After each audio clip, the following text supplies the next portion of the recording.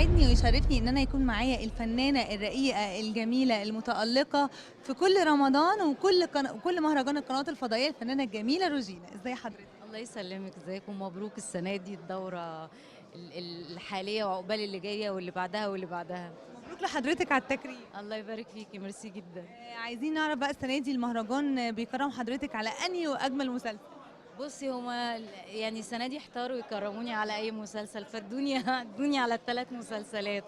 فأنا سعيدة قوي بالمهرجان السنة دي، وببارك لكل القائمين على المهرجان وبحييهم على التنظيم، وبقول ان كل الناس كانت سعداء وهي بتتكرم وكانوا مبسوطين، والدليل ان كلنا قعدنا لغايه اخر لحظه، لغايه الصوره الختاميه اللي كلنا مجتمعين فيها.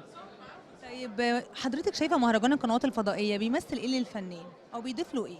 بصي، هو مهم قوي قوي انه الفنان لما يجتهد ويعمل شغل كويس، الناس تقول له مبروك انت احسنت، عشان يجتهد السنه اللي بعدها ويعمل شغل احسن.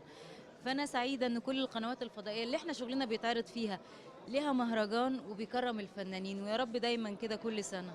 ما شاء الله. طب ايه الجديد اللي حضرتك بتقدميه؟ والله الجديد لسه عندي حاجات بقراها، بس لسه ما قررتش، ما بحبش اقول غير لما ابقى مضيت ومتاكده ان انا هشتغل ان شاء الله باذن الله. الاعمال اللي فاتت اكتر عمل حضرتك كنت حاباه ايه؟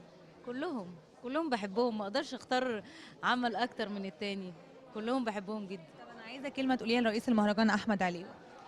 آه، استاذ احمد، ببارك لك على المهرجان السنه دي وعقبال السنه الجايه، واكد لك ان مجهودك اللي انت بتقدمه للمهرجان اكيد مش هيتنسي ابدا ابدا. ببارك لك، ويا رب دايما في نجاح وفي تفوق، وتبقى كده كل سنه بتعمل لنا ليله جميله يلتقي فيها الفن والفنانين والاعلاميين والقنوات كلها، وبقول لك الف مبروك.